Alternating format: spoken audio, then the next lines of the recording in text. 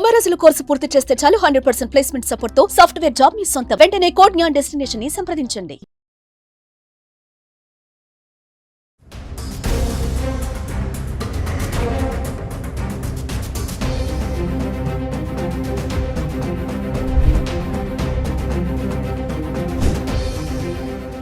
సెలవుడగలని కూడా భయపడి last year నేను సెలవులు మహా అయితే 11, 12 వాడానండి.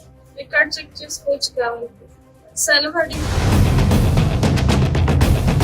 స్కూల్లో ఎంఎంఎస్ మొత్తం నేనే చేయాలి. వాళ్ళ అప్లికేషన్ తీసుకోవడం దగ్గర నుంచి వాళ్ళ క్యాష్ ఇన్కమ్ తీసుకోవడం దగ్గర అప్లై చేయడం అన్ని నేనే చూసుకోవాలి. Hello viewers, welcome back to Suman TV. ప్రస్తుతం మనతో పాటు ఉన్నారు ఫ్యామిలీ కౌన్సిలర్ రజనీ రామ గారు. మేడంతో మాట్లాడదాం. నమస్తే మ్యామ్. నమస్తే నవీన. మ్యామ్, బయట మనం చాలా ఇన్సిడెంట్స్ చూస్తున్నాము.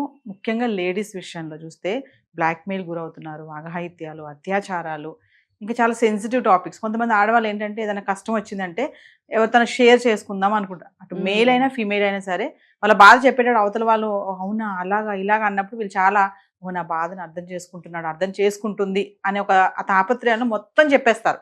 తర్వాత చూసుకుంటే సర్కిల్గా వాళ్ళే మళ్ళీ వీళ్ళ సమస్యగా తయారవుతారు. చివరికి అన్ని గుట్టంతా వాళ్ళకి చెప్పడం వల్ల రేపొద్దుట వీళ్ళ బ్లాక్మెయిల్ చేయడం ఇవన్నీ చేయడం వల్ల చనిపోవడము, కృంగిపోవడం ఇలాంటివి జరుగుతుంటాయి. అంటే మామూలుగా చూసుకుంటే లేడీస్ చేసేటటువంటి తప్పులు ఏంటంటారు? నవేడేస్ వాళ్ళ కుటుంబాన్ని కానీ పిల్లల జీవితాలు కానీ నాశనం చేసుకుంటున్నారు. అంటే ఒక్కసారి వాళ్ళు లేడీస్ చేసే మిస్టేక్స్ ఏంటి, దానివల్ల పరిణామాలు ఎలా ఉంటాయి? అంటే అన్ని ఏజ్ గ్రూపుల వాళ్ళు మీరు అడుగుతున్నారు? అందరూ పెళ్ళైన వాళ్ళు, పెళ్లి కాని వాళ్ళు, భర్తను కోల్పోయిన మహిళలు అందరి గురించి. అదే ఇప్పుడు పర్సనల్ విషయాలు మనం బయట చెప్పుకున్నాము అని అంటే అది మన ఇంటి విషయం చెప్పినట్టే. దీనికి పాతకాలంలో ఏం చెప్పేవారంటే సంసారం గుట్టు రోగం రట్టు అనేవారు. అంటే ఆ పాతకాలంలో అనమాట. ఏదన్నా మనకి అనారోగ్యం చేసింది, కష్టం వచ్చింది, రోగం అంటే రోగం అని కాదు, మరీ భరించలేని కష్టాలు వస్తే, పెద్ద కష్టాలు వస్తే అలాంటివి చెప్పుకోవాలి, వాటిని దాచిపెట్టకూడదు. ఎందుకంటే ఏదన్నా అయింది అనుకో తర్వాత మాకు తెలియదు కదా, మాకు చెప్పాల్సింది కదా అని అంటారు అంతా అయిపోయిన తర్వాత. అలాగే సంసారం గుట్టు, ఇంటి విషయాలు గడప దాటి బయటకు వెళ్ళకూడదు. అందుకనే నేను చాలా వీడియోలో ఒకటి చెప్తా చూడండి, ఇంటి మెంబర్స్ అందరూ సాయంత్రం అయ్యేటప్పుడు కూర్చొని అన్ని విషయాలు చర్చించుకోవాలి అనేది. ఎందుకు? మన ఇంట్లో మనం ఇప్పుడు మన 4-5 ఉంటే మన ఇంటికి వచ్చిన సమస్య మన 5గురిది. అవును కదా. ఇంటికి 4 పిల్లర్స్ ఉంటే 4 సభ్యులు ఉంటే గనక 5 ఉన్నా 8 ఎంతమంది అన్నా ఉండనివ్వండి, ఆ పిల్లర్స్ లాంటి వాళ్ళు. ఏ పిల్లర్ లేకపోయినా ఇల్లు నిలబడదు. కాబట్టి ఇంటి సభ్యులందరూ ఇంటికి సంబంధించిన పిల్లర్స్ లాంటి వాళ్ళు. సో ఆ ఇంటికి ఏదైనా సమస్య వస్తే వీళ్ళందరికీ బాధ్యత. కాబట్టి వీళ్ళతోనే షేర్ చేసుకోవాలి. మనం మాట్లాడుకుని చర్చించుకుని ఎవరికైనా ఉపాయం తట్టచ్చుగా, అందులో ఒకరికి ఆ కష్టాన్ని గట్టెక్కించి ఉపాయం తట్టచ్చు కదా. అందుకని ఫ్యామిలీ మెంబర్స్ అందరూ కూర్చొని మాట్లాడుకోవాలి, చర్చించుకోవాలి అని నేను చెప్తూ ఉంటాను. అది పిల్లలు పుట్టిన దగ్గర నుంచి చిన్నప్పటి నుంచి అలవాటు చేస్తే పెద్ద అయిన తర్వాత వాళ్ళన్నిటినీ ఆదుకుంటూ ఉంటారనమాట. మళ్ళీ మనమే సలహా ఇచ్చుకుని సంప్రదించి 5 మనుషులు ఉన్నప్పుడు 5 రకాలుగా ఆలోచిస్తాం. మరి మనకి పరిష్కారం దొరకదండి? దొరుకుతుంది కాబట్టి మనం సాల్వ్ అయిపోతుంది. కానీ ఇప్పుడు అటువంటి తెలివితేటలు, అటువంటి సయోధ్య, సామరస్యము, ఆ ఓపిక ఎవరికీ ఉండట్లేదు. ఇప్పుడు అందరూ బయటకు వెళ్ళిపోతారు, పిల్లలు భర్తలు వెళ్ళిపోతారు. మనం కూడా ఉద్యోగం చేయాలంటే బయటకు వెళ్ళిపోతాం. వెళ్ళిపోయి ఇంకెవరితో చెప్పుకోవాలి? ఇంట్లో ఏదైనా సమస్య వచ్చింది అనుకోండి, కొలీగ్స్తో చెప్పుకుంటాం. లేదు అందరూ ఆఫీస్కి వెళ్ళిపోయారు, ఇంట్లో పక్కింటి వాళ్ళతో చెప్పుకుంటాము.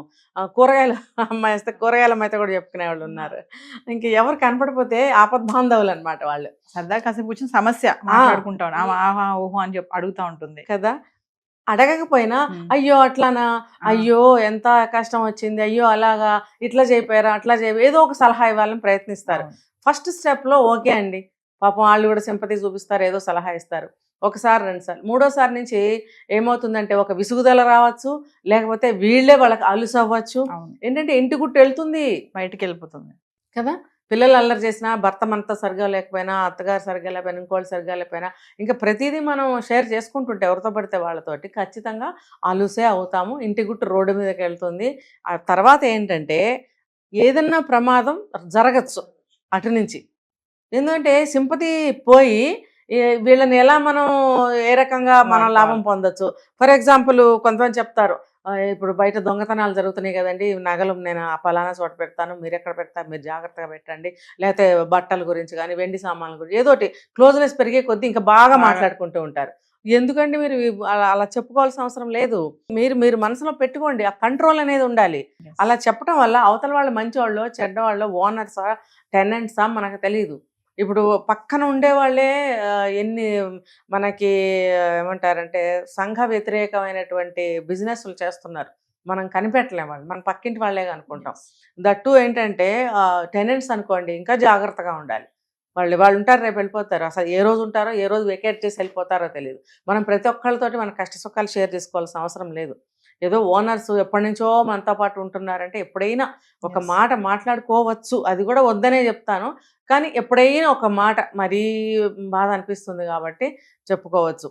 అంతేగాని ఇలా ప్రతిదానికి వెళ్ళి వాళ్ళకి చెప్పుకోవటం వల్ల కోల్పోయేది వీళ్ళే. ఇంటి గుట్టు పోతుంది, మనకి లోకు అవుతాము, ఆనకేదైనా ప్రమాదం జరగచ్చు. ఆహా ఈవిడ ఇక్కడ ఎలా పెట్టామన్నారు, అక్కడ అలా పెట్టామన్నారు, ఇంత లోన్ తీసుకున్నామన్నారు, లేకపోతే లోన్ తీర్చడానికి డబ్బు తెచ్చి ఇంట్లో పెట్టామన్నారు, ఇలా ఏదన్నా వివరాలు వెళ్తాయి. వెంటనే ఏమవుతుందండి, లూటీ చేస్తారు ఇంటి మీదకి వచ్చి. వీళ్ళు ఒక మొన్న కదా మనం తెలుసుకున్నాం, ఒక ఆవిడని మూతికి ప్లాస్టర్ వేసేసి అవన్నీ తీసుకుని వెళ్ళిపోయారు. తెలిసిన వాళ్ళు చేసిన పని అది. అంటే మనం చెప్పకపోయినా కూడా వాళ్ళతోటి జాగ్రత్తగా ఉండాలి, ఎటువంటి వాళ్ళతోనైనా. ఇంకోటి చెప్పకూడదు. ఈ జాగ్రత్తలు తీసుకోవాలి, కానీ కనిపెట్టుకుంటూ ఉండాలి సొసైటీని.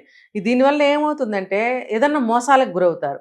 మోసాలకు గురైనప్పుడు ఏమవుతుంది, డిప్రెషన్కి వెళ్ళిపోతారు. వీళ్ళు ఇంట్లో చెప్పలేరు. అప్పుడు వీళ్ళు ఎలా అయినా వీళ్ళు బ్లాక్మెయిల్ చేయొచ్చు, ఏ విధంగా. అదే అంటున్నా, మోసాలకు గురై ఇంక బ్లాక్మెయిల్స్. నువ్వు ఇలా చెప్పావంటే నేను నీ గురించి ఇంట్లో చెప్పేస్తాను, నువ్వు నాకు డబ్బు ఇవ్వకపోతే ఇంట్లో వాళ్ళకి చెప్తాను, నీకు అలాగా, నువ్వు నీ మీద ఇంకా వేరే నిందలేసి నువ్వు అలా వెళ్తున్నావు ఇలా వెళ్తున్నావు అని నేను చిత్రించి క్రియేట్ చేసి నేను చెప్తాను. ఇలాంటివి చెప్పడానికి డ్రామాటికల్గా ఉంటాయి కదండి, జరుగుతున్నాయి కొన్ని జరుగుతున్నాయి మోసాలు, రకరకాల మోసాలు జరుగుతున్నాయి. అవి మనం కనిపెట్టలేకపోతున్నాం. కాబట్టి స్త్రీలు ఎట్లా ఉండాలి, భయపడకూడదు, ఆత్మస్థైర్యంతో ఉండాలి. మన ఇంటి గుట్టుని బయట వాళ్ళకి ఎందుకు చెప్తున్నాం మనం? ఇప్పుడు వాళ్ళు చెప్తారు ఏదైనా కష్ట సుఖాలు, మనం ఏమన్నా చేయగలమా? కనీసం 10 రూపాయల సాయం కూడా ఒకళ్ళ నుంచి ఒకళ్ళకి వెళ్ళదు. కనీసం ఒంట్లో బాగోక పడుంటే మంచంలో ఒక గిన్నెతో అంత కూర అని, ఒక గ్లాస్ పాలని పాత రోజుల్లో సహాయాలు ఉండేవి. ఇప్పుడు అలాంటివి ఏమీ లేవు. అంటే ఏంటి, ఎవరికి వాళ్ళే భయపడుతున్నారు. అమ్మో ఏమవుతుందో, ముట్టుకుంటే ఏమవుతుందో, అంటుకుంటే ఏమవుతుందో, ఏదో అంటారు సామెత, ముట్టుకుంటే అంటుకుంటుందేమో అన్నట్టుగా ఉంటారు అని. అలా ఉంటారు చాలామంది. అందుకని వాళ్ళ నుంచి మనం ఎంత మాత్రం చేయగలం, ఎవరికైనా కష్టం వస్తే అది వాళ్ళు కూడా అంతే అనే నిజాన్ని తెలుసుకోవాలి వీళ్ళు. అలా చెప్పుకోవడం వల్ల మన భర్తను మనం బయట వేసుకోవడము, మన పిల్లల్ని మనం బయట పెట్టుకోవడము, మన ఇంటి సమస్యలను తీసుకెళ్ళి వాళ్ళందరికీ ఓపెన్ చేసి చెప్పడము, ఆనక మోసాలకి గురవ్వటము, తర్వాత మీరు అన్నట్టు బ్లాక్మెయిల్స్ అని అవని అంటే ఈ ఒక్క సందర్భంలోనే కాదు, వేరే ఇప్పుడు ఆవిడ బయటకు వెళ్తుందండి, ఎక్కడన్నా కొంత డబ్బు కడుతుంది, ఆ డబ్బు గురించి ఇంట్లో చెప్పలేకపోవచ్చు, అది ఆ డబ్బు పోయిందనుకోండి, అది ఇంట్లో చెప్పలేదు, అది మోసం. ఆ బాధ ఆవిడకి ఇంట్లో చెప్పాలా వద్దా, ఇలా రకరకాల మానసికమైనటువంటి ఒత్తిళ్ళకి గురవ్వటం అనేది జరుగుతుంది. ఇదంతా మనకు అవసరమా? స్త్రీలు ఏం చేయాలంటే ధైర్యంగా ఉండాలి. ధైర్యంగా ఉండి మన ఇంటిని, సంసారాన్ని నడుపుకోవాలంటే ఒక పెళ్ళైన వాళ్ళే కాదు, పెళ్ళి కాని వాళ్ళు కూడా ఏది మన బయోడేటాని అవతల వాళ్ళకి చెప్పాల్సిన అవసరం లేదండి. అసలు అవసరం ఏంటి అసలు? ఆ అమ్మాయిని ఇలాగే జాబ్ చేయడానికి వచ్చింది, ఆ అబ్బాయిని ఇలాగే జాబ్ చేయడానికి వచ్చాడు, ఆ అబ్బాయి తీర్చేస్తాడా నీ కష్టాన్ని? ఏదో ఒక లవర్తో ఏదో ఫెయిల్ అయ్యానని చెప్తావు ఇంకో అబ్బాయికి, ఆడు మంచోడైతే ఓకే, లేదనుకో ఇంకొక యాంగిల్లో నుంచి నీ మీద వేరే విధంగా దాడి చేస్తాడు. అందుకని చెప్పి ఎవరితో కూడా అంత ఇదిగా డీప్లో పోవాల్సిన అవసరం లేదు. స్త్రీలు స్త్రీలతో ఉండాలి, మగవాళ్ళు మగవాళ్ళతో ఉండాలి అనే పాత ఆచారాన్ని కొంతలో కొంత పాటించుకోవాల్సిన అవసరం ఎంతైనా ఉంది. ఇప్పుడు చాలామంది చాలా చోట్ల వింటున్నాం మనం, అసలు అమ్మాయిలు అబ్బాయిలతో స్నేహం చేయాల్సిన అవసరం ఏంటి? పెళ్ళి అయితే ఒక మగాడు ఎప్పుడు పరిచయం అవుతాడంటే పెళ్లితో పరిచయం అవుతాడు. మిగతా వాళ్ళతో మాట్లాడేవాళ్ళు కాదు, మిగతా వాళ్ళతో ఎటువంటి విషయాల్లో కూడా సంబంధాలు పెట్టుకునేవారు కాదు. అలా ఉన్న సాంప్రదాయాన్ని ఇప్పుడు ఏం చేస్తున్నారు, ఫ్రెండ్షిప్ అంటున్నారు, లవ్ అంటున్నారు, లివింగ్ రిలేషన్షిప్ అంటున్నారు, రకరకాలుగా అంటూ ఇలాగా భ్రష్టు పట్టిపోతున్నారు. చివరికి ఆత్మహత్యలు, లేకపోతే అవతల వాళ్ళ హత్యలు, ఇవే కదా జరుగుతున్నాయి. ఇవన్నీ అవసరమా చెప్పండి? కాబట్టి చాలా ధైర్యంగా, ఆత్మస్థైర్యంగా మన సమస్యని మనమే పరిష్కరించుకునేంత స్థితికి రావాలి. అది పిల్లలైనా సరే, డిగ్రీలు చదువుతున్నారు, జాబులకి వెళ్తున్నారు, ఆ క్యాపబిలిటీని వాళ్ళు సంపాదించుకోవాలి. నేను చెప్పాను 14 years 15 years వచ్చే వరకు ఆ విచక్షణని మనం సంపాదించగలగాలి అని చాలా వీడియోస్లో చెప్పాను. అది సంపాదించినట్టయితే మనదేంటో, మనకేం కావాలో మనం నిర్ణయించుకోగలుగుతాం, ఎటువంటి మోసాలకి మనం గురి అవ్వము.